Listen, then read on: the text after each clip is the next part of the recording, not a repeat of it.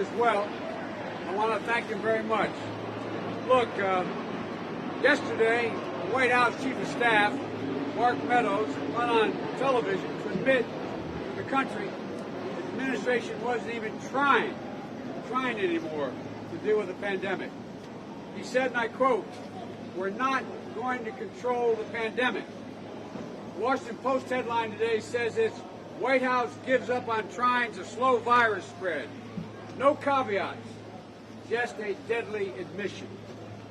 Early in this pandemic, some of you have had to cover me for a long time, Trump called himself a wartime president, fighting the war against an invisible enemy. Well, I've been saying for months, as you well know, that he waved the white flag all the way back then. He wasn't doing much at all. Some people said I was being harsh, that I was being unfair. The White House was coming right out now and admitting what I said months ago was absolutely true. And look how many people are dead. 220,000.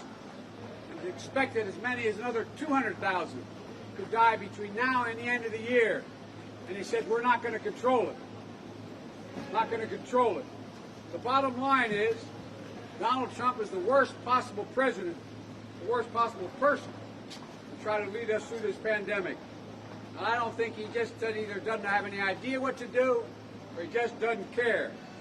On Friday, Dr. Tony Fauci, the nation's most respected infectious disease expert, publicly acknowledged that the president has not even met with his COVID team for months. For months. Even worse, Saturday, Donald Trump said that COVID-19 count wasn't really going up. Everything was leveling out. He suggested the doctors were inflating the numbers. Catch this, because doctors get more money. What in the hell's the matter with this man? 1,000 doctors and nurses have given their lives trying to save lives. And he's saying the reason they're talking about testing is that they want to make more money. Mr. President, more than 1,000 healthcare workers have lost their lives fighting COVID. Doctors, nurses, they're not profiting, they're dying. And you remember during the debate, if you want to call it that, during the debate, Trump said that we're learning to live with this COVID. No, he's asking us to learn to die with it. Folks, this has got to end. We can, in fact, end this crisis. If you would only get together with the House and Senate, work out a compromise on the spending bills that are out there in order to deal with everything from being able to safely open our schools. It will cost $200 billion to do it, but it's worth doing it. We should do it. We can lower class sizes, more teachers, ventilation, PPP, masks, gloves, all the sanitation, the businesses to be able to be open. If we provide the same kind of help as we said we would do. There's so much more to do. Testing and tracing. We should be pouring billions of dollars into determining how we get rapid testing. Rapid testing. So you know within hours whether or not the test is negative or positive. In many places you have to wait sometimes up to 6 or 7 days. He's not doing what needs to be done. And look, folks, I promise you this. I'm never going to give up. You know, Mr. President, you have to have a little bit of shame, just a little bit of shame, because people are dying. Here's the point I want to make. Let me say it clearly. More people are going to die. As many as 200,000 suggested by some. It's pointed out, just wore a mask, kept social distancing, got tested.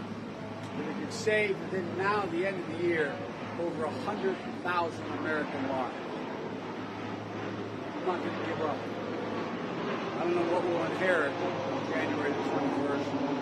The rate he's going, it's not going to be good. And we're going to be able to make it. And by the way, I'm happy to take some questions from the press, but let me make it clear. I'm not shutting down oil fields. I'm not eliminating fracking. I'm investing in clean energy, and we're going to make sure that we don't continue to subsidize the oil companies. There's two estimates. They get somewhere between $25 billion and $40 billion in subsidies. That money should go in to making sure we do a lot of other good things. So with that, why don't I take, yes, sir. Thanks so much, Mr. Biden.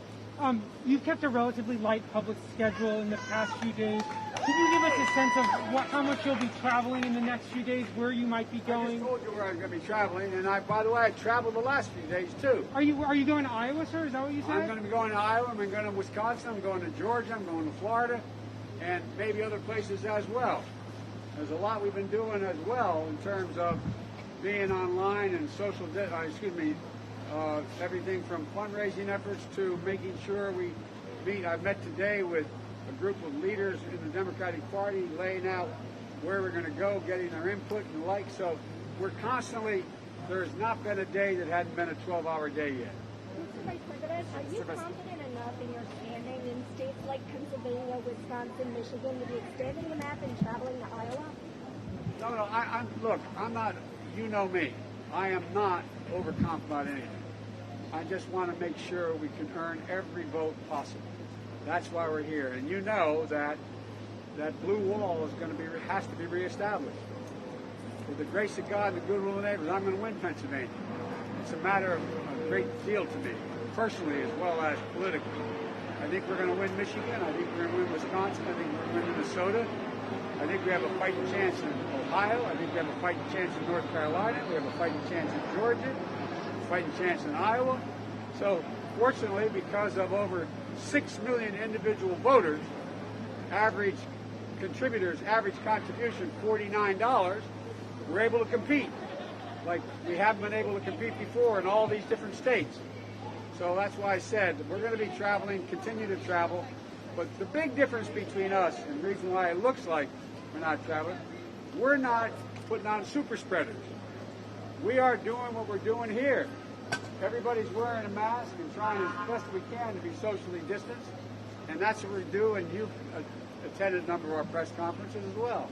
It's important to be responsible. Mr. Biden, Mr. President, you mentioned just a minute ago there that as part of your commission you would look at how long justices serve on the court. Does that mean that you're open to term limits? No.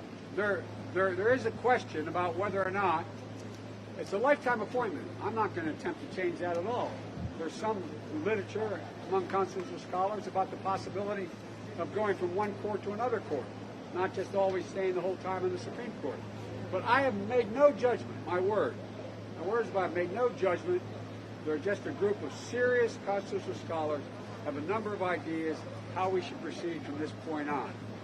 And that's what we're going to be doing. I'm going to give them 180 days, God willing, if I'm elected, and the time I'm sworn in to be able to make such a recommendation. Thank you. Reaction to President Trump planning an event outside, an outdoor event at the White House tonight to celebrate the anticipated contribution of this year? Look,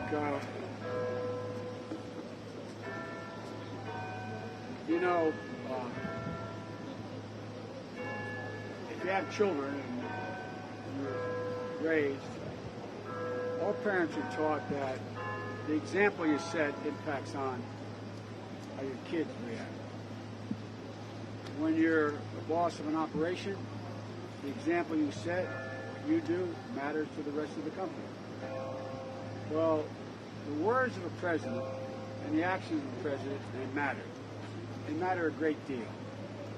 And when the President of the United States puts on these super spreader events, you saw what happened when she was announced. All the people, including his family, thank God they seem to be okay. All the people came down with COVID. I just hope he is willing to have learned a lesson, and there will be significant social distancing. I don't blame him for celebrating. There's a lot of things we could be doing, having massive crowds. But the fact is that it's just not appropriate now. And so I just hope he and the Vice President and others act with some dispatch and do it what everybody knows. People should be tested first before they even show up, number one. Number two, they should be wearing masks. Number three, they should be socially distanced. And number four, it shouldn't be a huge crowd, whether it's outside or not. Thank you all very, very much. Thank you guys. Let's go. Press, let's load. Let's go, guys. Let's load up.